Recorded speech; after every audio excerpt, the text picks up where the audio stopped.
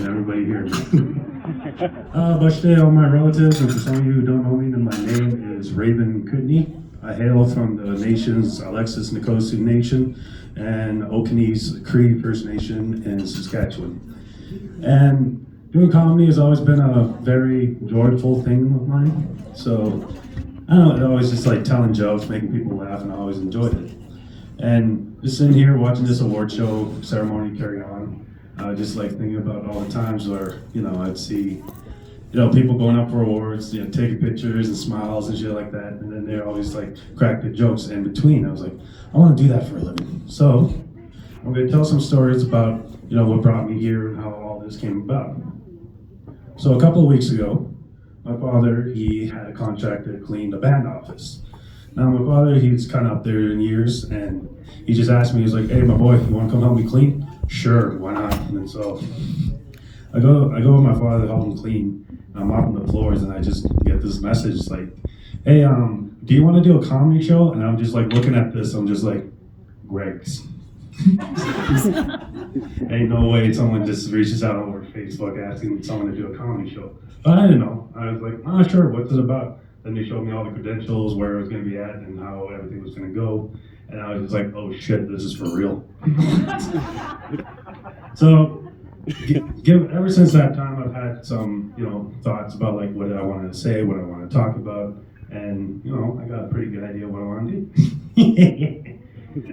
So, I've always wanted to stand up on a podium like this. So, with elections coming up in the summer of 2022, I want to announce my campaign plan to have a Pepsi fountain on every corner of Alexis Nikosu Nation. And I also want to have a KFC on the rest. So this is why you should vote for a young man in his 20s to be council and maybe even chief, because I will see what I can do and give her like never before, ever. Because when you talk about the future and what you want to do, you gotta like inspire the people. We want to do things, we don't want to change things where we don't have to worry about our children, where they can thrive and be good and be healthy, where we don't have to worry about them. Vote for me and I'll see that future come to pass. Then I get in, hey, I need some help. I'll see what I can do.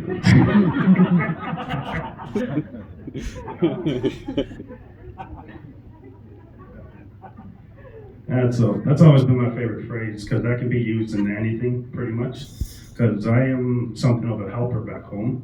I help out at the lodges, just building in the lodges. I help out at sweat lodges. I help out, basically just do grunt stuff. And so when I'm always called upon to go do these things, I'm like, I can't say I'll see what I can do yet, but I'll get it done, sure. And I'm mostly led by someone that has like a real huge gut.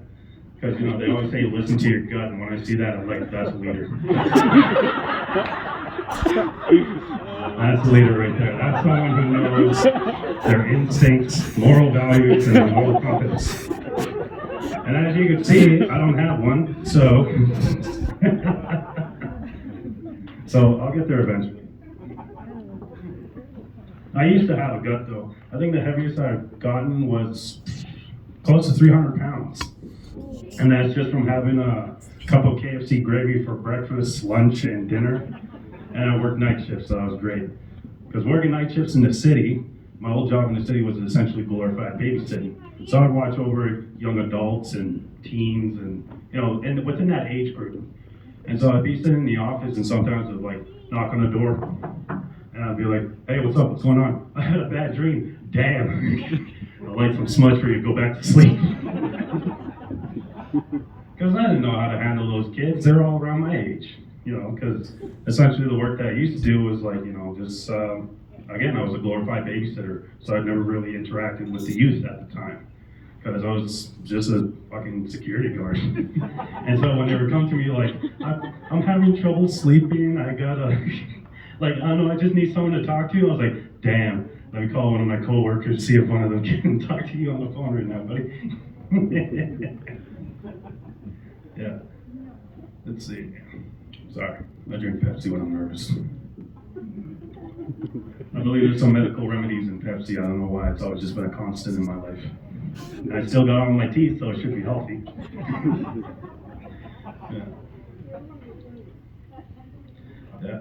So doing this comedy stuff, it really like helps you like, like how to talk in front of large crowds, how to talk to a whole bunch of people at a period of time, how to keep people focused on you, which is great because I think I could be an awesome criminal at that. Because say if we were gonna rob a store or something, I could just entertain the cops with like, yeah, I don't know what it was. My dog was blind and now he can see colors and then shit like that. And all people are just stealing shit. So when I think about my roots and my upbringings, again, I was growing up, I was very, I don't know, I grew up in the city. I didn't really get traditional until in my teens. And so going out to the res and I was seeing how everything was, I was like, where's your guys' sidewalks? I think out of all the reserves I've ever seen sidewalks in, I've only seen a sidewalk in Enoch. And it was about like 10 feet. I was like, that's impressive. This shows that they're going somewhere. They got an apartment on a res? Holy shit. I'd like to see an apartment on Alexis. I think it would do good. I just hope it wouldn't burn down though.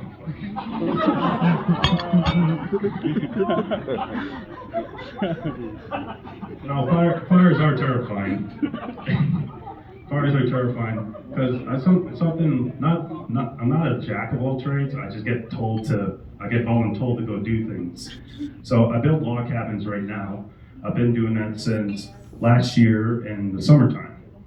And so ever since building log cabins, I've been on the res, and every time I'll be building log cabins, just working, doing saw work and stuff like that, and I'll just be minding my own business until I hear a truck pull up behind me. I was like, that engine sounds familiar, and I'll turn around. We got a moose, I need you. but the log cabins, no, we gotta go get a moose. Okay. So I just talked to the boss man, I was like, hey, we gotta go get a moose. And he's just looking at me like, what the fuck? We gotta build this cabin. I know, we do gotta build this cabin. But I gotta get a moose. And so I'll get picked up, go help out, get the moose out. And I remember the first instance that happened because, working in the city, there's that professionalism. You start at this time, you break at this time, then you get back to work, and then you leave work at this time. Whereas on the res, it's like, when are you showing up? Because everybody on the reservation wholeheartedly supports that Indian time, and I love it. It's like, what time is the band office open? Should we open at 8? Cool, I've been here since 8:45, and this motherfucker's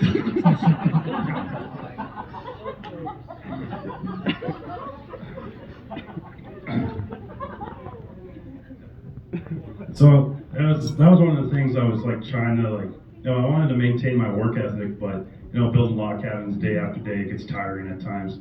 And one time I woke up, it was 10 o'clock, I was like, oh damn, I'm late for work. How can I be late for work if I work on the res? Even though it's just down the road, I'm just like, ugh, I don't know if I can make it in today, boss. I just yeah. And another time I was working on the log cabins, another truck pulled up, and I was like, hey, I recognize those eagle whistle brakes. I looked over, it was my grandpa Christopher. I was like, hey, how's it going? I need you to put out the fire. I was like, all right. Let's see, I am a moose packer, I'm a volunteer firefighter, so that was interesting. So I didn't know what to expect. I wasn't expecting anything like awesome when they went to go into that fire to put out. I just thought it was just going to be a patch of grass, I got a bottle of water here, I can just, there we go. Easiest $60 I've ever made. But then we get to the fire, and the flames were about as tall as that Christmas tree. Now, me not knowing anything about anything, I was just like, damn, it's hot. Wearing full, I got this overalls on, I got a firefighter hat on, I don't have a respirator, and I thought that was very important, but I didn't have one. I was looking at this wall of flames like, damn, they should get somebody to come put this in. And I just remember someone yelling like, hey, what are you doing? Oh, I'm watching the fire, making sure it doesn't go anywhere, but it's eating up that tree pretty good. Get your ass away from there, you're downwind. What does that have to do with anything? At least if I rip ass, it's gonna go that way and not feel that shit.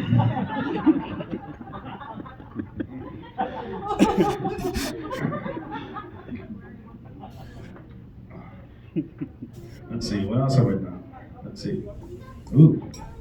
let's see. One of the things that I've learned since living on the reservation is that I never noticed how much that how peace and quiet it is out there. Because growing up in the city, it is very loud in the city. So we were talking with my buddy here about our similarities and differences, because my buddy's up north. He's from up north. And I told him yeah, no, the res is fine. I don't have neighbors for miles, but everybody's dogs keeps coming to my house to impregnate my dogs. But that's another topic entirely. I was asking him, I was like, yeah, so what do you guys have up there? Oh, well, we got an alarm system in place. I was like, what do y'all need an alarm system for? Well, everybody keeps their doors unlocked. I was like, seems like a pretty easy steal if you ask me, but okay. Why does everybody keep their doors unlocked? Well, we'll get an alarm going off to signal everybody that there's a fucking polar bear running around. And I was just like, well, damn, in the city we didn't have an alarm. We just heard gunshots and we knew it was time to go home from the playground. It was always fun playing at the playground when I was a kid, just not caring the world, jumping off of things, breaking shit, and that was amazing. They say there's life lessons and injuries, which also brings me to how important the Alexis Nikosi Nation Health Services are. Because, working with power tools every day, all day, and you're tired sometimes, something's bound to happen. And so, unfortunately for me, that was in the form of shredding my middle finger while I was at work. Now, I didn't really know, I couldn't really tell you what the hell happened. One minute I was working, and the next, oh shit, I'm bleeding. And so I freaked out for a little bit, but then I just had to stay calm, because if I freaked out, I would have bled out, and then I don't know what the fuck would have happened after that shit. So I just called over my boss man, and I was like, hey boss, I'm bleeding. Mind you, there's a roll of logs about this high. I was like, hey, I fucked up my finger. And he's like, no, you didn't. And I just went, yes, I did. And it's like, oh shit! And so they patched me up as good as they could. They brought me to the health center on the res. I just remember standing there, I was like, I lost a lot of blood. And I fell back and the boss man got me. And he's like, he's a little too heavy for me. Our boss man is German, so there's some culture shock every now and then. And just learning about the similarities and differences between him being German, me being indigenous. And so I asked him, I was like, do you guys got any tribes like us over there? He was like, yeah, I think they were called Vikings. I was like, okay, I think it's pretty close.